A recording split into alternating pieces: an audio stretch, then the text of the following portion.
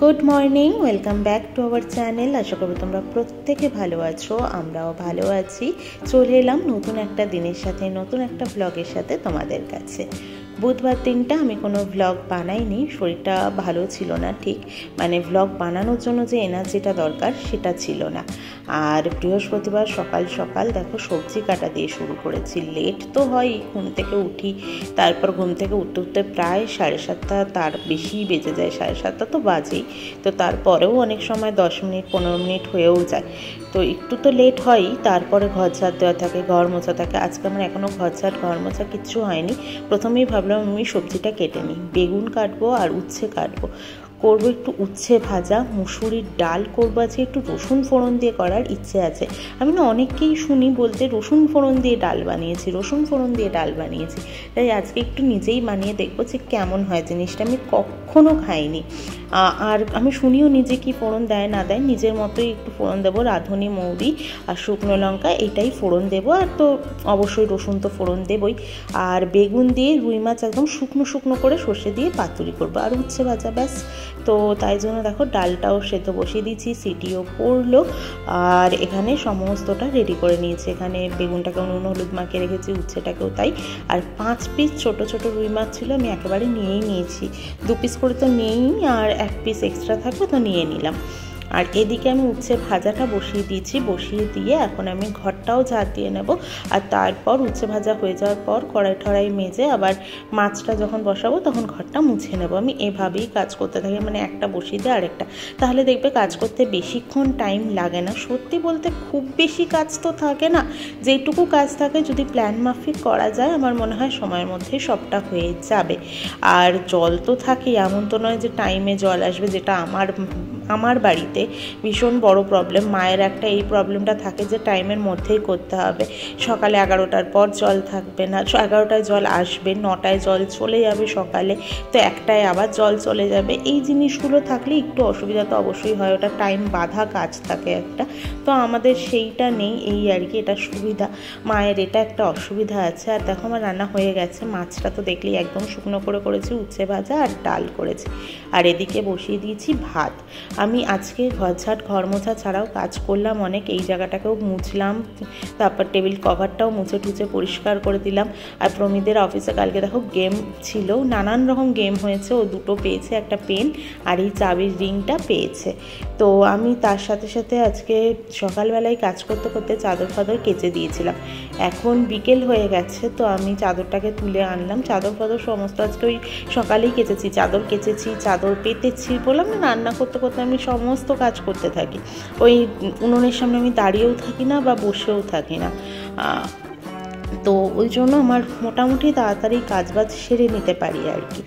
আর এখন এলাম হচ্ছে দুপুরের বাসনগুলো মাজতে, এগুলো একটু জমেছিল, তখন মাজা আমার হয়নি।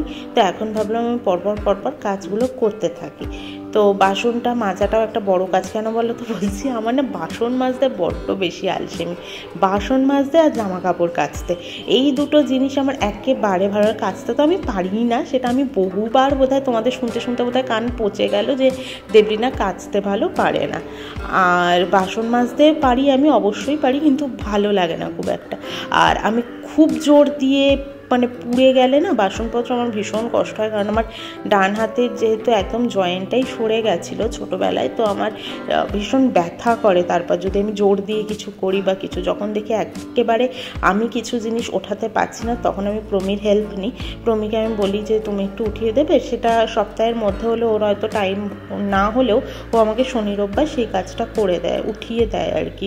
কোনো বাসনে পুড়ে গেলে বা কিছু আমি যদি না পারি একান্তই, কারণ না পারি নয়, খুব জোর আমি দিতেও পারি না। দেখবে যাদের হাত ভেঙে গেছে বা জয়েন্ট ভাঙা বা পা এরকম কোথাও, সেই জায়গার জোরটা অনেকটা কমে যায় স্বাভাবিকভাবে, ওটা আমাদের জোড়াতাপ্তি দিয়ে চলছে আর কি, তাই জন্যে।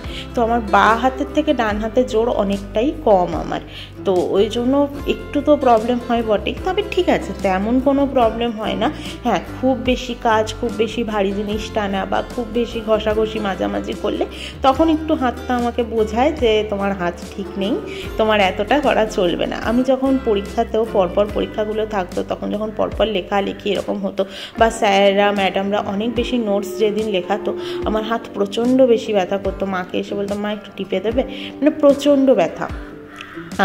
আর এবার চলে এসেছি ব্যালকানিটা ধোয়াতে। আজকে আমি ঠিকই করেছিলাম যে ব্যালকানিটাকে পরিষ্কার করবো, টবগুলো সরিয়ে সরিয়ে। কী বলো তো, এমনিতে তো আমি জল ঢেলে ঢেলে পরিষ্কার করি, কিন্তু এই টবগুলোর নিচটাতে আমি না ঘরে চুল আঁচড়াই না একেবারেই, মানে চুলটা এতটাই পড়ে যে আমি বারান্দায় এসে চুল আঁচড়াই, তারপরে তুলে তুলে ফেলে দিই। এবার সবসময় সাথে সাথেই হয় না, হাওয়াতে উড়ে উড়ে গিয়ে কী হয় ওই টবের তলাতে গিয়ে আটকে যায়।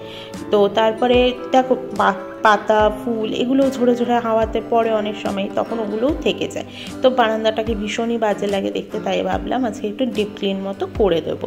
তো এখন এসছি বিকেলবেলা। আর সত্যি কথা বলতে রোজ দিন তো বারান্দা ধোয়ানো সম্ভব না, আমার পক্ষে সম্ভব হলেও জলটা এতটা এখানে অপচয় করা যাবে না। আমি তো বলবো, যদিও আমি ফ্ল্যাট পরিষ্কার করার জন্যেই জলটা নিচ্ছি, কিন্তু একদিকে তো অপচয় বলে, এটা এখন রোজ না করলেও চলবে, তো কি আর করা যাবে। আর এখানে তো জলের ক্রাইসিস তোমরা জানোই কতটা বেশি হয়, তো তাই একটু খারাপই লাগে এই আর কি।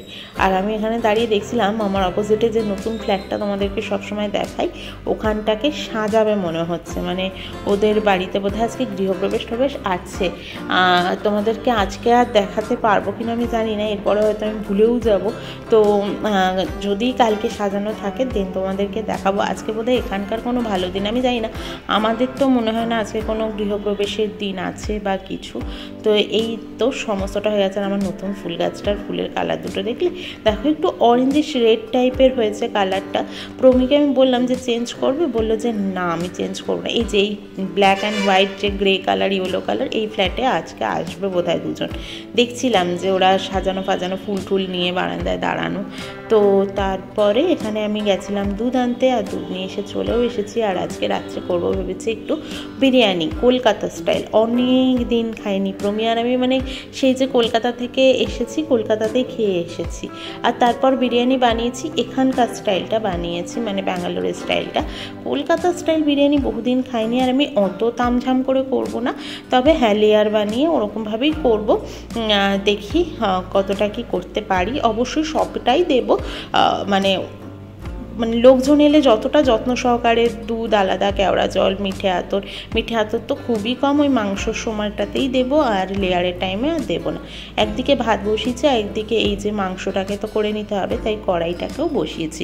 আমি না এখন মাংসটাকে কষাচ্ছি না, একটা নিউ স্টাইল পেয়েছি, অবশ্যই তোমাদের সাথে একদিন শেয়ার আমি করব। আমি দেখলাম যে ভীষণ ভালো হচ্ছে খেতে, ভীষণ ভালো, তেমন কিছুই না, তোমাদের সাথে অবশ্যই একদিন শেয়ার করবো। আজকে আর শেয়ার করলাম না, কি বলো তো, তেমন কিছুই না, সব মশলাপাতি দিয়ে এখন আমি মাংস আর আলুটাকে সেদ্ধ করতে বসিয়ে দিই পরিমাণ মতো জল দিয়ে।